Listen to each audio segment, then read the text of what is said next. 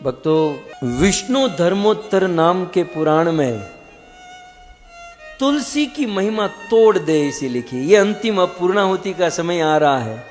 तुलसी की अद्भुत महिमा, अद्भुत। विष्णु धर्मोत्तर में लिखते हैं, तुलसी दल मात्रेण जलस्य चुलुकेन च।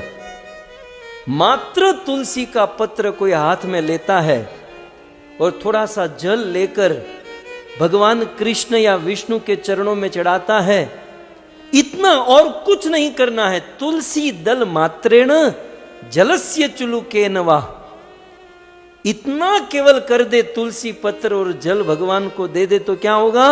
विक्रीणीते स्वयं आत्मन, भगवान स्वयं उस भक्त के हाथों में बिक जाएंगे।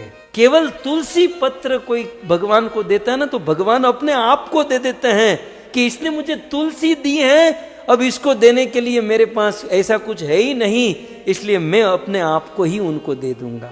विक्रीणीते स्वयं आत्मनम भक्तेभ्यो भक्त वत्सला। ये वही मंत्र है भक्तों, ये वही महिमा है जिस मंत्र के बलबूते पर अद्वैत आचार्य ने चैतन्य महाप्रभु को धरती पर प्रकट किया था। महाप्रभु धरती पर तुलसी की कृपा से ही आए हैं। ये तुलसी देवी ने ही महाप्रभु को धरती पर लाने में मजबूर कर दिया। आज से 550 वर्ष पूर्व हमारे देश की परिस्थिति बड़ी गंभीर थी। पश्चिम बंगाल विद्या का गढ़ माना जाता था। वेद तो थे, वेदों को पढ़ने वाले भी बहुत थे, लेकिन वेदों के मंत्रों का गलत इस्तेमाल करके पशु बलि, नर बलि, जीव हिंसा, पशु हिंसा हो रही थी। और यवनों का साम्राज्य एक ओर बढ़ रहा था और दूसरी ओर जो हिंदू सनातन धर्मी थे वो वेदों का गलत अर्थ लेकर पापों में उलझ रहे थे।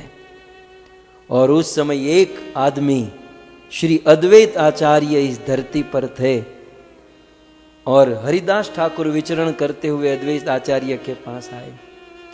और उस समय अद्वैत आचार्य बड़े दुखी होते थे कि अब भगवान को इस धरती पर आना चाहिए।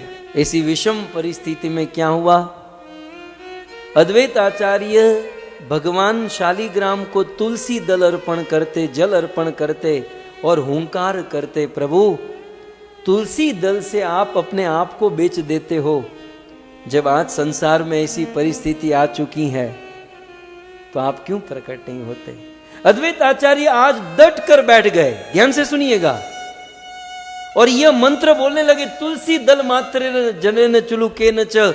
और तुलसी दल शालिग्राम को चढ़ाते गए, मंत्र बोलते गए, चढ़ाते गए। शांतिपुर में गंगा के तट पर बैठकर ये तुलसी दल चढ़ा रहे थे। अचानक गंगा में लहर आई और सारे तुलसी गंगा में चले गए।